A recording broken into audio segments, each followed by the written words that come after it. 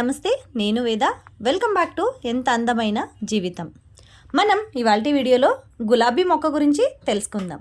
గులాబీ పూలు ఎక్కువగా పుయ్యాలి అంటే ఏం చేయాలి, అలాగే గులాబీ మొక్కని ఎప్పుడు కట్ చేయాలి, కట్ చేసిన తర్వాత ఎలాంటి ఫర్టిలైజర్ని ఇస్తే మళ్ళీ మొక్క అనేది బాగా పెరుగుతుంది, అలాగే చెట్టు నిండా పువ్వులు అనేవి ఎలా పూస్తాయి అనే దాని గురించి డీటెయిల్గా మీకు ఇవాల్టి వీడియోలో అయితే షేర్ చేస్తున్నాను.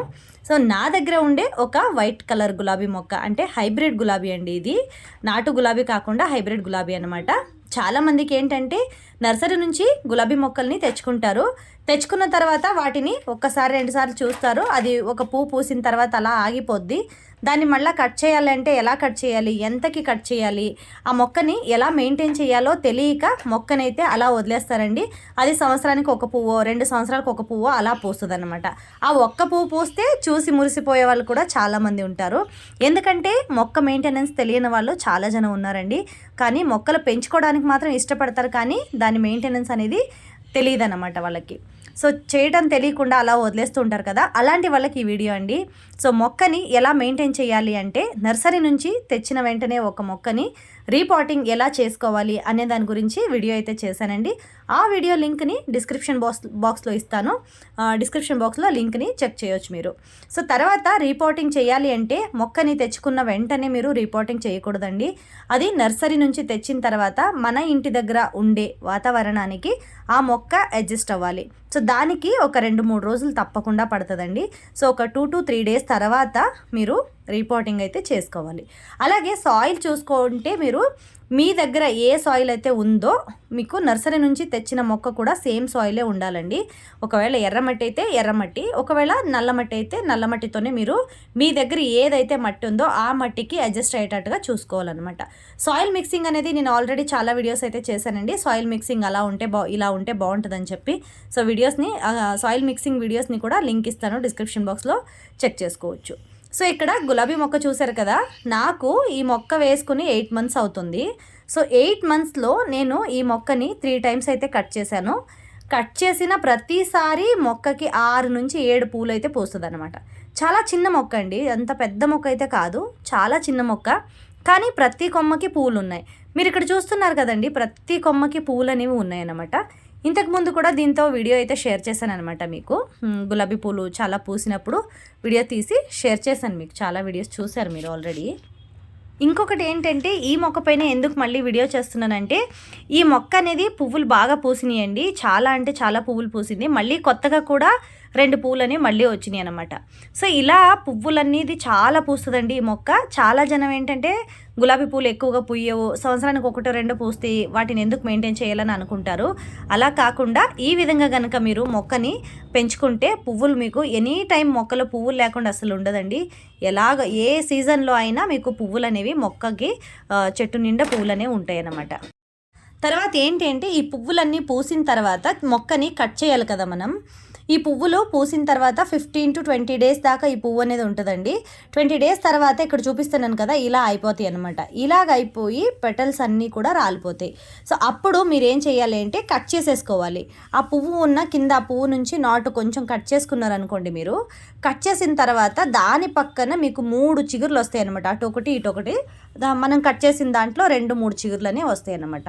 సో ఇక్కడ కనిపిస్తుంది కదా మీకు, నేను కట్ చేసిన తర్వాత ఒక చిగురు వచ్చింది కొమ్మకి, అటొకటి ఇటు సైడ్ ఒకటి కూడా వచ్చిందనమాట. మీకు ఇక్కడ కనిపిస్తుందని అనుకుంటున్నాను, చిగురు అనేది ఆల్రెడీ వస్తుంది ఇక్కడ. పువ్వులన్నీ పూసిన తర్వాత మీరు కట్ చేస్తే కొత్త చిగురు ఏదైతే వస్తుందో ఆ వచ్చే ప్రతి చిగురుకి పువ్వు అనేది వస్తుంది అనమాట. సో అలా మీరు మొక్కని కట్ చేసుకోవాలి. ఇంకా సాయిల్ మిక్సింగ్ అని అంటే, సాయిల్ మిక్సింగ్ వచ్చి నేను 50% దాకా సాయిల్ తీసుకుంటాను, 20% దాకా పశువుల ఎరువు కానీ అది అంతా తీసుకుంటాను, మనకి కంపోస్ట్ కానీ తీసుకుంటాను. ఇంకా 30% నేను ఇసుకని తీసుకుంటాను.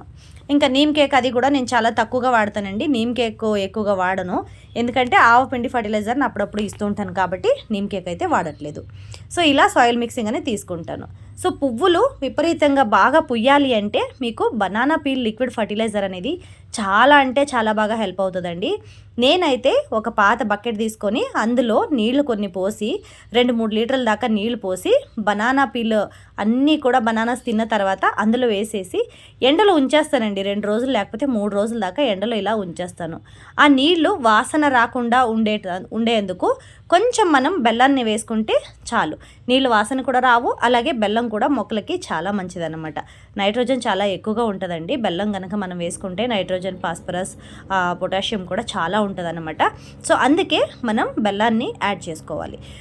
బనానా పీల్ కూడా అంతే అండి. మీకు బనానా పీల్ లిక్విడ్ ఫర్టిలైజర్ అనేది పూల మొక్కలకి, స్పెషల్గా ఏ పూల మొక్కలకైనా చాలా అంటే చాలా బాగా పనిచేస్తుంది అనమాట.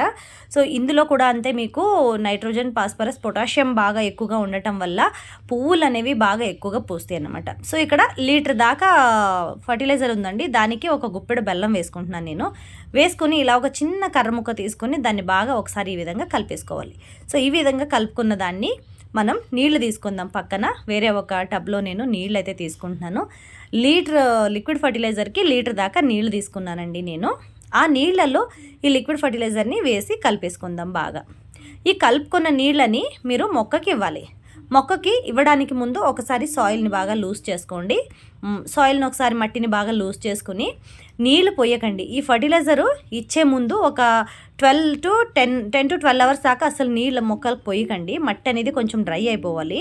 మట్టి డ్రై అయినప్పుడు కనుక మీరు ఈ లిక్విడ్ ఫర్టిలైజర్ని కనుక ఇస్తే మొక్క అనేది చాలా బాగా వస్తుందండి. అలాగే బాగా అబ్జర్బ్ చేసుకుంటుంది కూడా. మనం ఇచ్చే లిక్విడ్ ఫర్టిలైజర్ని మొక్క చాలా బాగా అబ్జర్బ్ చేసుకుంటుంది అన్నమాట. అందుకే సాయిల్ డ్రై అయినప్పుడు లిక్విడ్ ఫర్టిలైజర్ ఏదైనా ఇచ్చే ముందు మొక్కకు అసలు నీళ్లు పోయకూడదు అనమాట. సో ఇచ్చిన తర్వాత కూడా 10 to 12 అవర్స్ గ్యాప్ వదిలేయండి. మొక్కలో ఉండే మట్టి అనేది బాగా డ్రై అయిపోవాలండి. అలా డ్రై అయినప్పుడు మళ్ళీ మీరు నీళ్ళు అనేది పోయొచ్చు మొక్కకి. సో ఆకులు అనేది అప్పటికప్పుడు ఆకుల్ని కట్ చేయండి. కింద భాగంలో ఉండే ఆకులన్నీ కూడా మీరు ట్రిమ్ చేసేస్తే మొక్క అనేది బాగా ఎదిగి పువ్వులు అనేది ఇలా పూస్తుంది అనమాట. చెట్టు నిండా పువ్వులు అనేది పూస్తుంది అనమాట. సో చూసారు కదండి, ఇవాళ వీడియో అయితే ఇదేనమాట. ఈ వీడియో కనుక మీకు నచ్చితే తప్పకుండా వీడియోని లైక్ చేయండి. అలాగే మీ ఫ్రెండ్స్ అండ్ ఫ్యామిలీకి, రిలేటివ్స్కి వీడియోని షేర్ చేయండి. అలాగే మన ఛానల్ని ఎవరైనా కొత్తగా చూస్తున్నట్లయితే మన ఛానల్ని తప్పకుండా సబ్స్క్రైబ్ చేసుకోండి. మన ఛానల్లో గార్డెన్ రిలేటెడ్గా చాలా వీడియోస్ అయితే ఉన్నాయండి. మీకు కొత్తగా గార్డెన్ చేసుకునే వాళ్ళకైనా సరే, ఆల్రెడీ గార్డెన్ పెట్టుకున్న వాళ్ళకైనా సరే చాలా బాగా యూజ్ అవుతాయని నేను అనుకుంటున్నానండి. నేను ఇచ్చే ఇన్ఫర్మేషన్ కనుక మీకు నచ్చితే వీడియోని తప్పకుండా లైక్ చేసి, ఇన్ఫర్మేషన్ మొత్తం యూస్ఫుల్గా అనిపిస్తే మీ ఫ్రెండ్స్ అండ్ ఫ్యామిలీ కూడా తప్పకుండా వీడియోని అయితే షేర్ చేయండి. సో ఇక్కడ చూస్తున్నారు కదా, కొత్తగా పూసిన పువ్వులు అన్నమాట. ఇవాళ పూసిన పువ్వులండి. ఈ పువ్వు స్పెషాలిటీ ఏంటి అంటే, ఒకసారి కనుక పువ్వు పూసిందనుకోండి, పూసిన తర్వాత 10 to 15 డేస్ మినిమం ఉంటుందండి ఈ పువ్వు. లాస్ట్ 20 డేస్ దాకా ఉండి పెటల్స్ అన్నీ కూడా రాలిపోతాయి.